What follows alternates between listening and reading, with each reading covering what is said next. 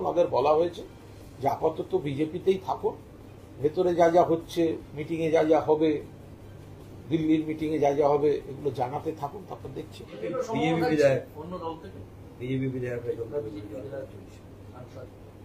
দেখুন, বিজেপির থেকে দুজন নিশ্চিতভাবে যোগ দিতে চাইছেন এবং তাদের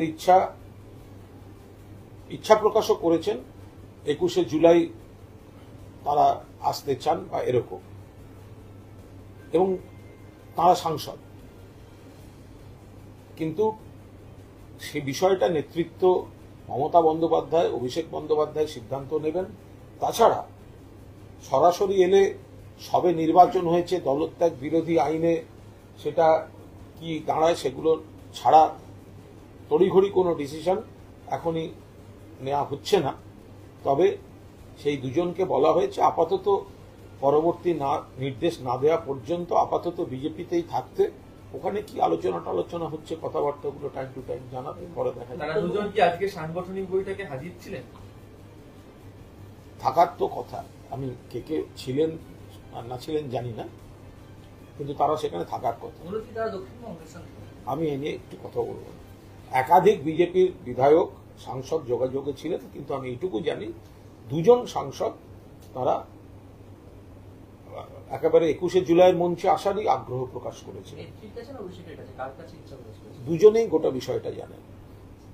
এখন সেটা আমরা কেউই এই বিষয়ে কোনো আলোচনা করছি না, কিন্তু দুজনেরই বিষয়টা জানার কথা, কারণ সিদ্ধান্ত তারাই নেবেন। এখন যেহেতু সদ্য জিতে আসা, ফলে ওনাদের মেয়াদ এখনো আছে, এখন বিজেপির হাতে স্পিকার, ফলে তাদের সদস্য পদ নিয়ে কি করবে না করবে, ফলে খুব তাড়াহুড়ো না করে ওনাদের বলা হয়েছে যে আপাতত বিজেপিতেই থাকুন, ভেতরে যা যা হচ্ছে, মিটিংয়ে যা যা হবে, দিল্লির মিটিংয়ে যা যা হবে, এগুলো জানাতে থাকুন, তারপর দেখছি। দল বিরোধী আইন তো মানে পশ্চিমবাংলাতেও রয়েছে, সেখানে তো একাধিক বিধায়ক ছেড়ে তৃণমূল কংগ্রেসে যোগ দিচ্ছে। আরে সবের মধ্যে তফাৎ আছে, সমস্ত সব হাইলি টেকনিক্যাল সব ইয়ে আছে, কমা দাঁড়ি সেমিকোলনের তফাৎ আছে, সব কি আর এক হয়? নানা রকম তফাৎ আছে। মমতা বন্দ্যোপাধ্যায়ের নেতৃত্বে, অভিষেক বন্দ্যোপাধ্যায়ের সেনাপতিত্বে 21শে জুলাই ধর্মতলায় সমাবেশ হবে।